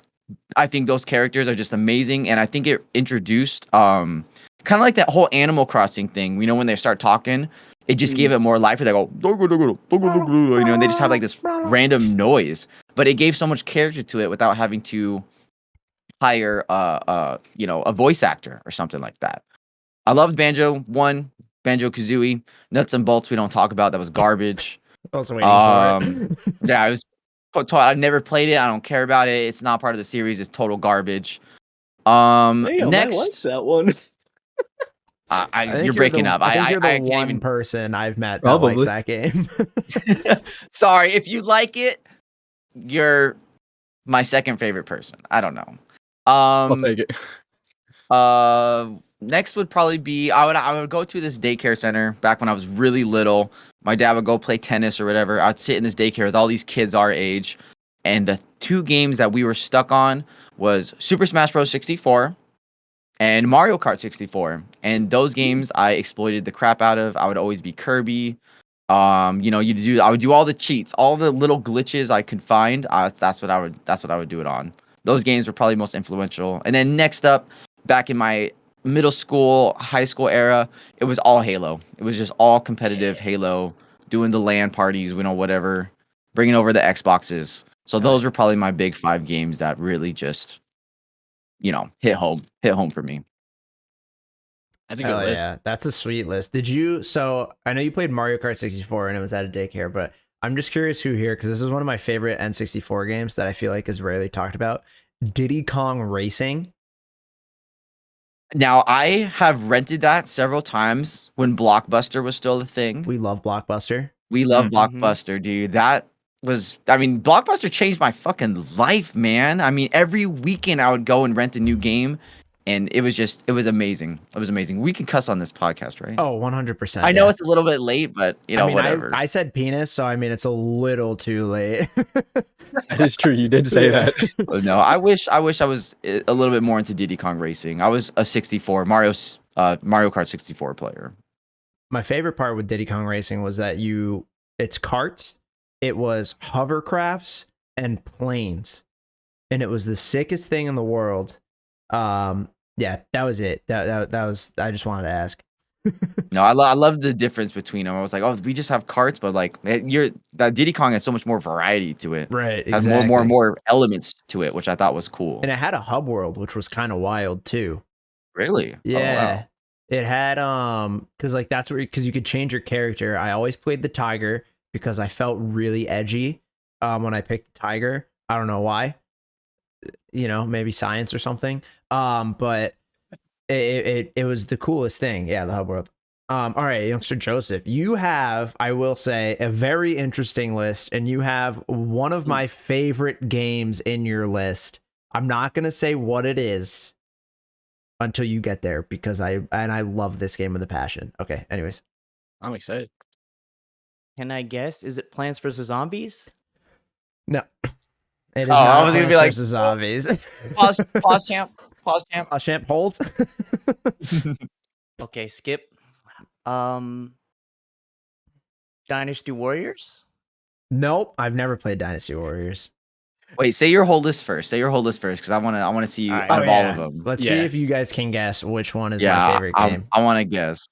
I'm keyed in. All right. Poker Face, Lady Gaga. All right. So, Dynasty Warriors. I'm a lover, not a fighter, but I love hack and slash fighters. I can turn my brain off and just mash buttons, so I love that. Plants vs. Zombies, I have an interesting story. I got into the game really late, but through a weird series of events, the RNG, I got to meet the director or the producer of the game, and Wow. really had some good conversations about life in the video game industry. Love tower defense. That's so cool. That is cool. I'm jealous. Yeah, me too. We'll hear more in the next episode. To be continued. Hump It Up is a Korean version of DDR. I love K-pop. That's what caught my attention. And instead of 4 buttons like DDR, it's 5 buttons. Mm. The last game, Jet Set Radio. This game speaks to me because That it's a game's mix of amazing. hip hop, yep, graffiti, skating, and a lot of pop culture references. I think that's it, right? Yeah. I completely forgot to put that game on my list. That is amazing. Wow, Jet Set Radio? That brings Yeah. back a lot of memories. I never played it, but I do remember other people talking about it. Mm-hmm. All right. So what's my favorite game out of his list, guys? Yes, that radio. Yeah, I was gonna say Jet Set Radio. It is Jet Set Radio. Yeah. I love that game, dude. That game, I think it was because of the same time I played Jet Set Radio, I watched Rocket Power, which was like not like the same thing, but it was like extreme sports and like rebellion against like parents, and I was like, yeah. So it was sick. But yeah, Jet Set Radio, super dope soundtrack, and like it was like skating and I think rollerblading. I think I always did it was rollerblading, and I was like, dude, it was so much fun. But that was it. Yeah, I saw when you sent me the list and I saw Jet Set Radio, I was like, oh my god, core memory, dude, right there. I think that's basically it. Unless you, I mean, I guess I should say my 5. Yes. So my 5, I guess, in no particular order, is Last of Us 1. It was just, I mean, the storytelling in that game was amazing. This other game called Before Your Eyes, which is an indie game that I talked about on the last episode of the podcast. I'm not gonna like go into the whole conversation I had about it because it got very deep. But go watch the last episode and then you'll hear what I have to say about it. Really good game. It uses facial tracking. Well, it doesn't have to, but it can on your webcam. And every time you blink, the scene like changes and it goes to a different part of your character's life. What? Yes. That sounds amazing. What the heck? If you haven't played it, play it on stream because it's a really good game. Super emotional, by the way. So just be prepared for that.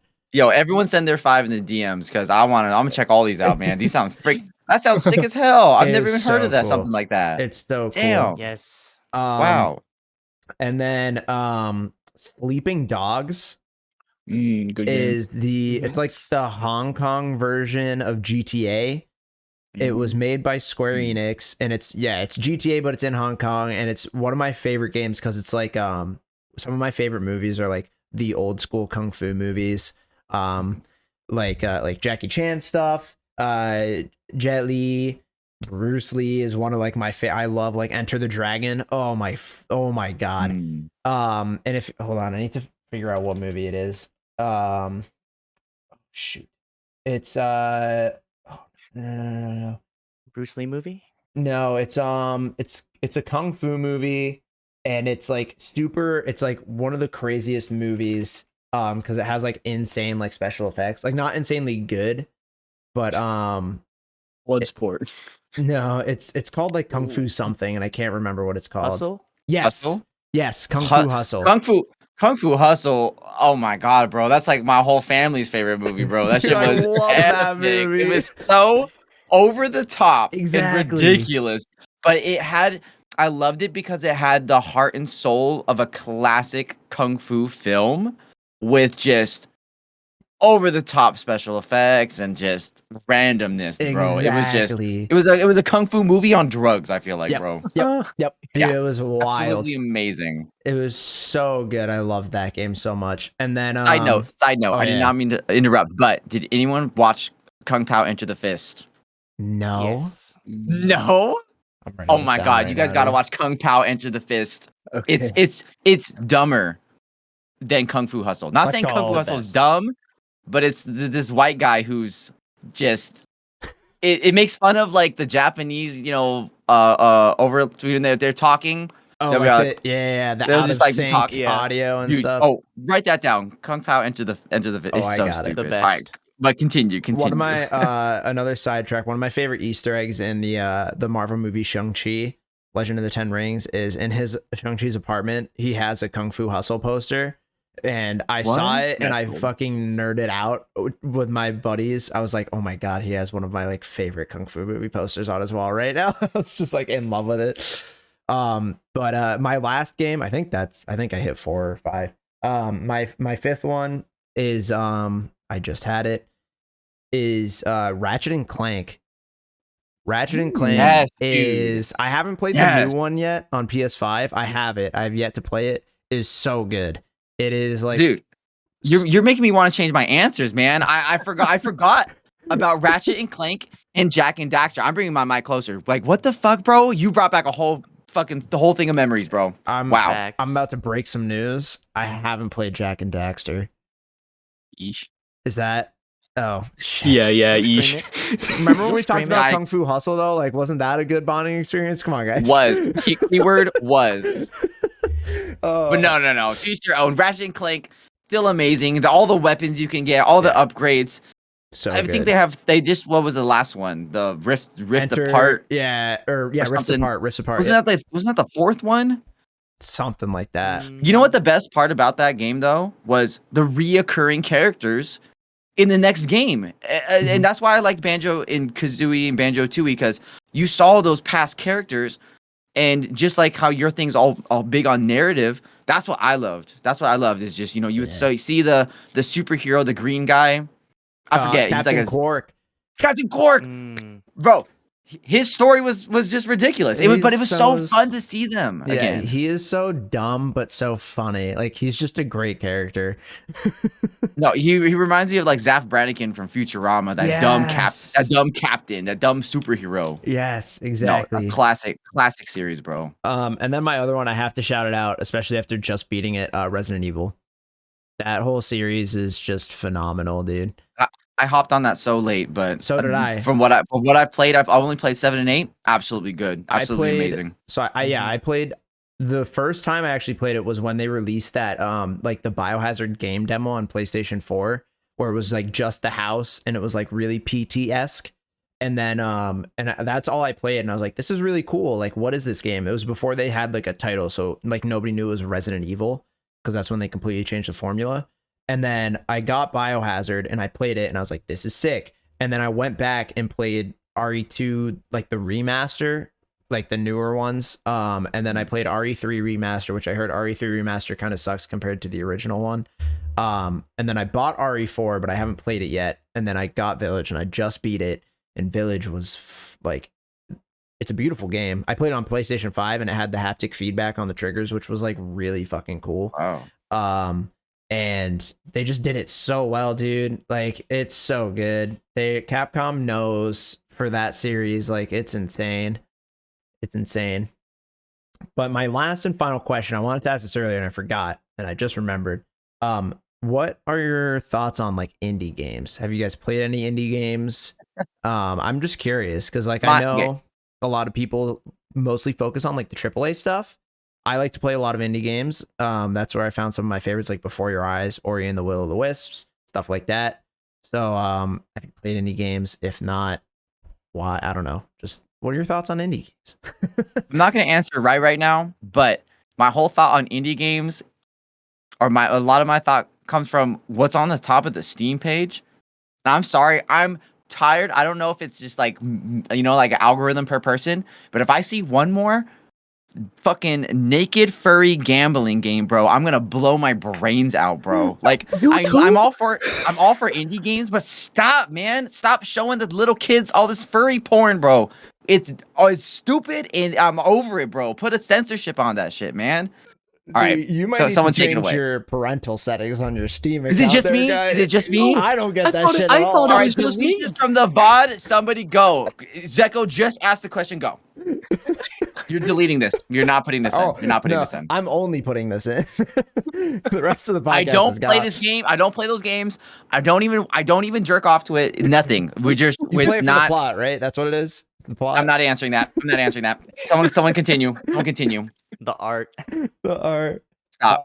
I'm a huge indie game advocate. A lot of my like favorite games that I've played have been more indie stuff than AAA stuff nowadays. And I know last episode we talked about like game length now, and it feels like a lot of games are either unfinished or shorter because they're trying to get out the next thing to be able to get your money.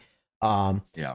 And like the longer ones you feel like aren't as like you don't have enough time to play it, so that's why you don't buy some of the longer games. Like Last of Us Part 2 I beat, and it was a long ass game. It took me a while. I mean, Resident Evil 8 took me like 12 hours to beat.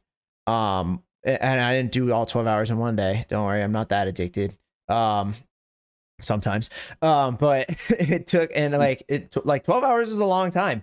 And that's obviously if you do like every little thing. Like I read almost like every piece of lore in that game. I looted every single house that you could go into to make sure I had everything.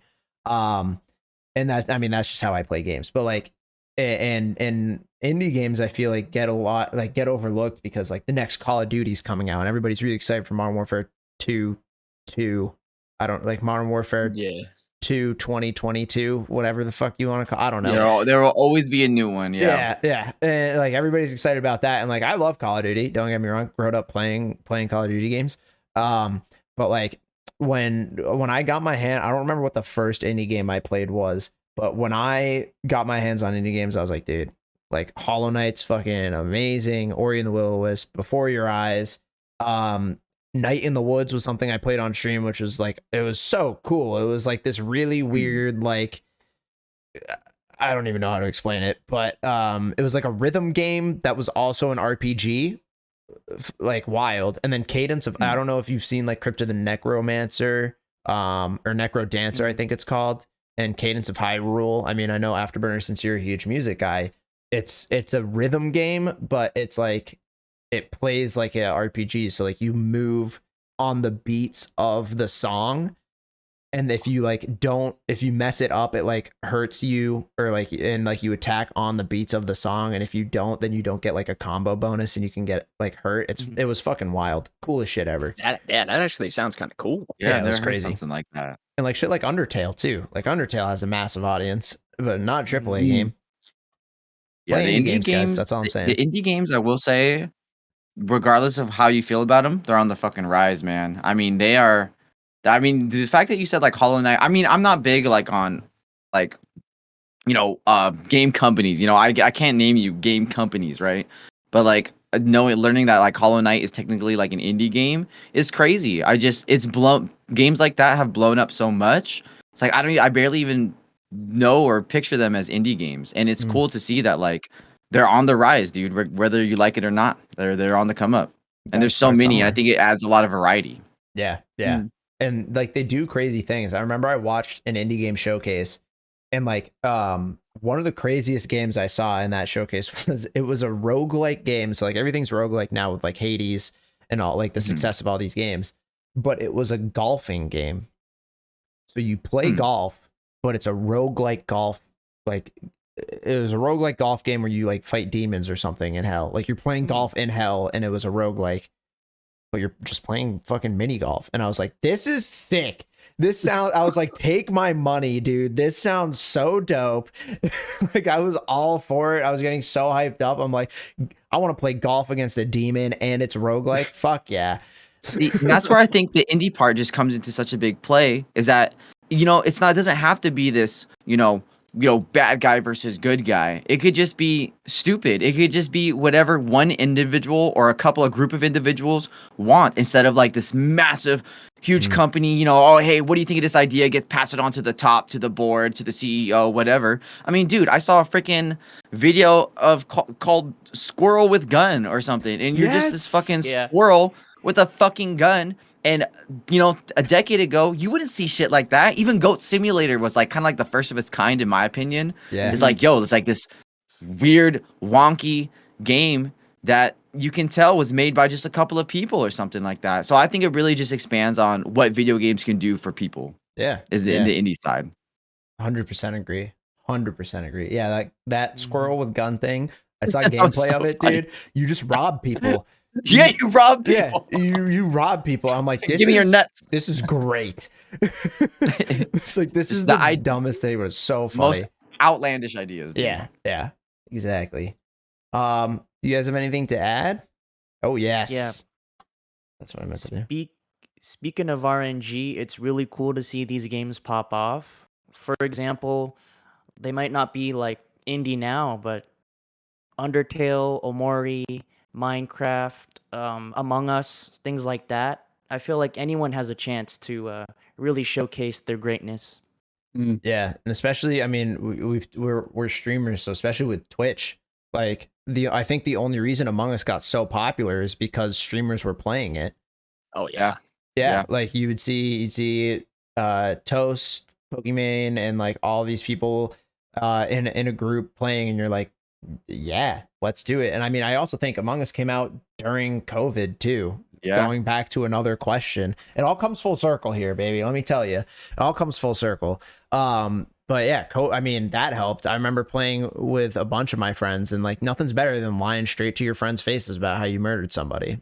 Nothing beats dude, that. Among Us was just a whole vibe. It was just like a whole memory, in my opinion. I liked Joseph's RNG talk. Like it's true. It's just like Twitch. It's just you just never know. You just never know what's gonna kind of blow up. Yeah. And then it's also an economy kind of thing too. I mean, you always see, you know, what like XQC, Pokimane, Hassan, Fuslie, what they're all gonna play.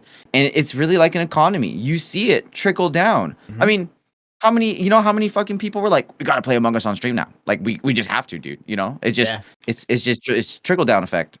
That and like GTA role playing was like never a huge thing. Twitch. Now everybody's like trying to get into these role play servers.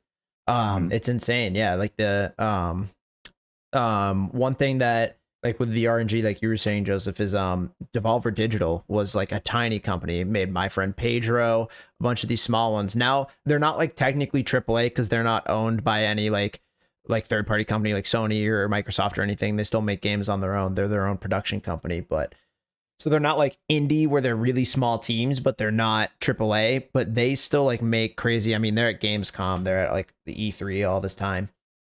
They make these massive games, and I mean, they started small, and making good games obviously helps, but like streamers probably helped lift them up. I know one of the things that I would like that I love doing is trying out these indie games and being like, this is like, we should play this, like Before Your Eyes. Like, you guys haven't heard of that, and now after, like, check it out. It's a crazy game, dude. It changed my life. It does shit to you. But yeah, cool. Well, that was kind of the last question, and we are reaching time here. Oh shit, I skipped one. Yeah, I was gonna say, them. wait. I'm such a terrible host. Skipped me. Yeah. What was I supposed to answer? I had a question. Oh fuck. Okay, sorry. This is new. This has never happened before. Okay. I'm not prepared. To anybody, because it's a fighting game and it's an indie game. Does anybody Sifu? Oh my god. Yes. Sifu. What just it sounds familiar. He gone. Yeah, he left. He's out of here, bro. Podcast over. Yep. Take over. The game is so much fun. Oh, Sifu. Mm-hmm. It has good. the premise to where you're going through different rooms with different enemies and bosses. And oh shit, you do have it. Awesome. Oh shit. Every time you die, your character gets older. So your age goes up. And then when you get older, you get stronger, but you have less health. So you can deal more damage, but you can't take as much damage. That is an interesting concept. I like that. Hey, by the way, we're all writing these down in the group because I want to check out all these. Even like Undertale, I've never played Undertale. All these indie type of games. Oh, so I'm gonna shameless plug something that's not very shameless because I don't own it. There's this application called GG, and it's a backlog tracker for all your games. So you can there's a bunch of different categories. There's like wanna play, playing, beaten, like completed, which is like 100%, shelved, etc., etc. And you can follow people on that. So you can see what games they're playing, and like you like leave reviews and stuff. So it's like a social media platform. I use it. So if you, and I'm not saying like sign up for it, but like if you sign up for it, it's Zecho 12. Just follow me, and then you can see all the games I play, because I put every game in there because I'm terrible at keeping track of the games I own if they're not like physical discs, because I do like to get physicals more than digital stuff, because I like shit like this where I get like concept art and everything.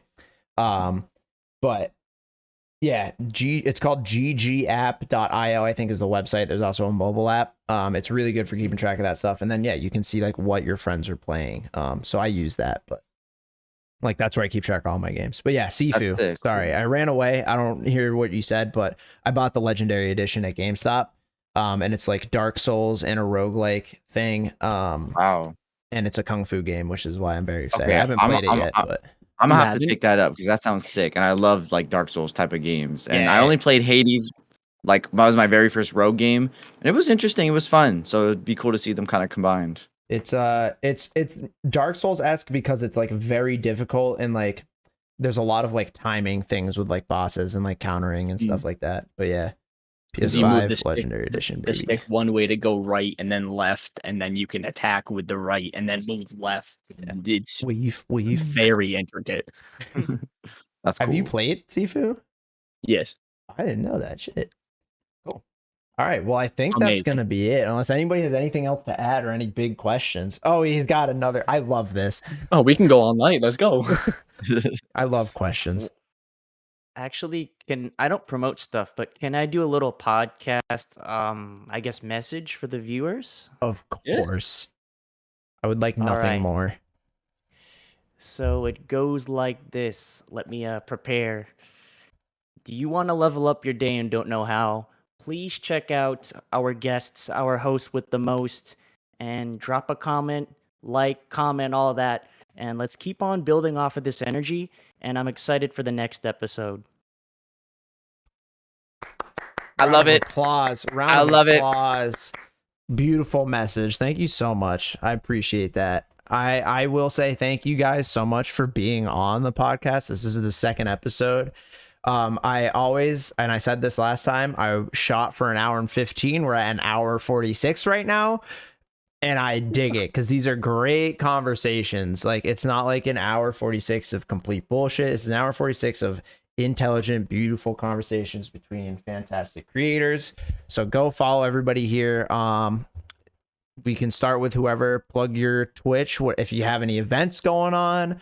Plug anything you like. Even an OnlyFans. Listen, I have no judgments here. You got to make your money somehow. But yeah, just go ahead and plug your stuff. Well, my name on Twitch and pretty much all my social media is SenpaiSelection, SenPai Selection. You can follow me on Twitch. I've been streaming for a little bit over a year. Got a nice little community. I got Instagram, Twitter, TikTok, all SenpaiSelection. And that's my shameless plug. Beautiful. No shame here.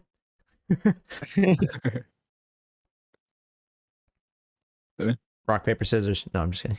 Ready? Ready? We got this. I have to commentate the whole thing. No way. They Tied, both threw tied. scissors for our audio, for Okay, our audio you go listeners. first. You go first. All right. Flip a coin. Just kidding.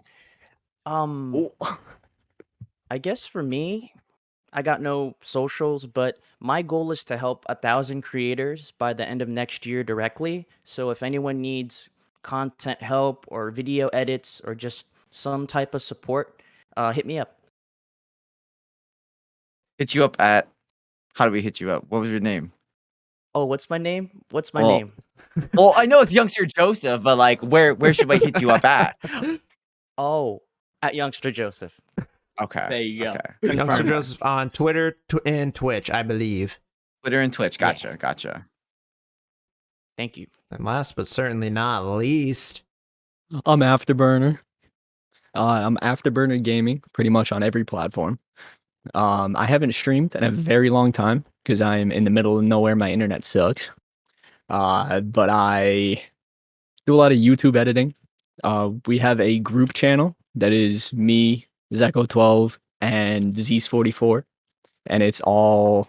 I have a lot of content that I need to catch back up on, but we played Mario Superstar Baseball for the first game, so that's a pretty fun series. And that is wow, I just blanked on the name. 3 to play. 3 to play on YouTube.